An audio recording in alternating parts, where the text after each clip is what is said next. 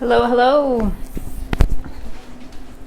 This is Alicia with Quick and Delish. I'm here to show you how to make a super refreshing smoothie. So I'm going to take a little bit of a different take and make sure you're getting all your components and not too much fruit. So everybody knows how to throw a smoothie, throw together ingredients into a blender and make it a smoothie, right? No big deal.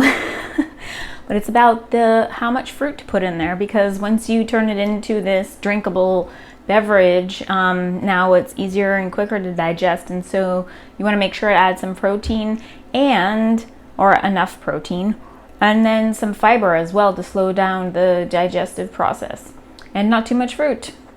And then think about, be open-minded to types of liquids to use, like perhaps use maybe water or coconut water. And that would be kind of cool. Or, another type of milk. And think about how much, what is something that, what are the components in the smoothie that are satisfying, and hit the spot so that you're actually fueled for the period of time that you hope to be fueled for.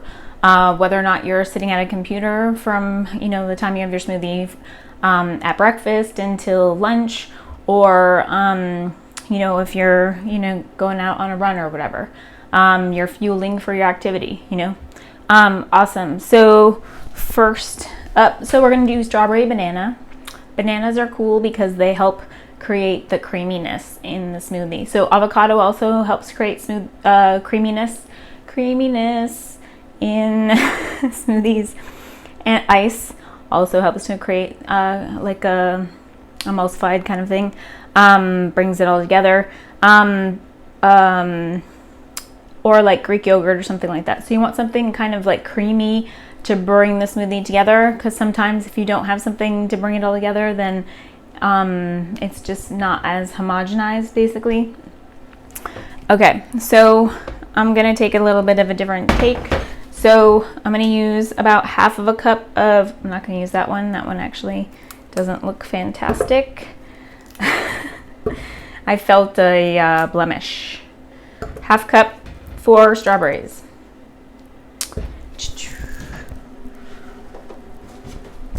Awesome. And I'm going to do half of this banana. This is a medium-sized banana, not a gigantic banana. I like my bananas perfectly ripened. That was a little bit more than half. I'm not being super persnickety here. What am I going to do? Okay, so I'm going to add, so your protein could be either from a liquid, so regular old-fashioned cow's milk, or Greek yogurt, which is what I'm going to add, or unsweetened soy milk or whatever. But you want to make sure, I have some hemp milk here, you want to make sure to read the package to see if it's a good protein source, and then figure out whether or not, where else you're going to get your protein from. Okay, I'm adding half of a cup of Greek yogurt. This is low fat. I like non-fat or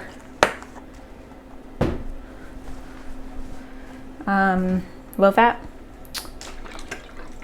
Just kind of, the lid is kind of weird. Okay, I'm gonna do half of a cup of hemp milk.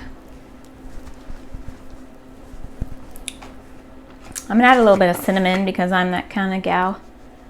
And then some of you guys like to make green smoothies, and instead of adding spinach, which is a common green leafy vegetable, I'm gonna add arugula because I'm crazy like that. So this is just about 2 cups, 1.5 to 2 cups. So it's what you want, what you like the taste of, basically. And let's see, what else am I gonna add? I'm also going to add 2 tablespoons of oats, whole rolled oats, and that's it. That's all the ingredients for the smoothie. And I'm going to add it to my trusty Vita Mix blender. And always good to put a towel. I always put a towel, I just train myself to put a towel on top of the blender, because when I puree soups, I want to always have a towel on top of the blender because the soup's really hot, right? And so you're going to burn yourself if you don't have a towel on top of the blender. So now, hot or cold, whatever I'm pureeing, it doesn't matter. I always put a towel on top of the lid because this thing is a hardcore puree machine.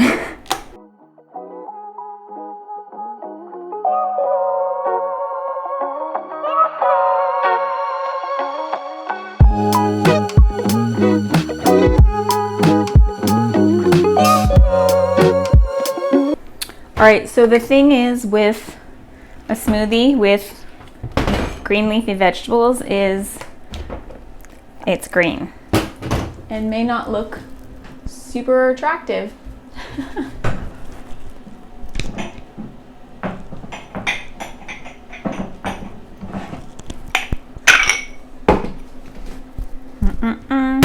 So let's see what it looks like. So it's actually, I thought it was going to be thicker than it is. And I just made myself just about a 15 ounce smoothie. And you can use a spoon to make sure to get all the morsels there because there's probably about a sip in there. So here, cheers. So it's definitely, so strawberries are really not that sweet. It's the banana that makes it sweeter. So try adding different greens to your smoothies and see what you like.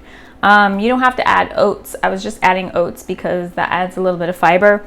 Other ideas for adding fiber are add chia seeds, which don't have to go in the blender. Add some hemp seeds, and hemp actually adds protein as well. And our flax seeds. I recommend grinding your flax seeds because if we eat them whole, we're not going to digest them. They're just going to leave our body intact. Just saying. Other interesting things to add to your smoothies, if you so want to, you can add beet powder or even roasted beets. Beets have a lot of fiber in them. And just remember, when you have a lot of beets, you might be reminded later that you had a lot of beets. If you don't know what I'm talking about, you're gonna have to ask somebody. So that's just an idea. You don't have to add beet powder. I just found it in the store recently and I thought it was interesting. It definitely turns the smoothie red and it's interesting. So sometimes you wanna think about, like, how do you make your smoothie taste good and give yourself the nourishment that you want? So I recommend having a smaller, short glass of a smoothie, like no more than 16 ounces, because there's a lot going on in there. There's a half cup of Greek yogurt, half cup of strawberries, and then a half banana. So no more than a cup of fruit per smoothie, because that's a lot. If you have more than them, that's just a lot of fruit in one drinkable dose. So add more veggies like red bell pepper or different types of greens, you know, a mixture. You could use the power greens are another fantastic idea of what kind of greens to add to your smoothies. But you can certainly cook all of your greens and just add them cooked to your foods. Or when you're cooking a meal, you put on your plate, put like a nice bed of spinach or a nice bed of arugula or a mixture of greens, and then serve your hot food over a bed of greens. And the heat from your food will, it's called residual heat cooking. So the residual heat from your, you know, chicken and mushrooms and broccoli or whatever you made will heat up the greens, and then that'll be an awesome, easy way to get more veggies. Because some of my patients actually, like, they'll eat like a whole, you know, small bag of spinach with their food because they just, you know, they add it every time they eat, you know, dinner. So that's an easy way to get more greens. So that is it from me for today. It's a super hot Indian summer day here in San Francisco, and I try different smoothies. This is not necessarily like the only way to have a smoothie. It's just like an idea, and, you know, try different ways. You know, strawberry banana smoothie is pretty like common, but make sure you get your protein, your fiber, and not too much fruit. Well, that's it from me for today. This is Alicia signing out from Quick and Delish. Until next time, please remember to subscribe, share, and like these videos. Sharing is caring. Take care.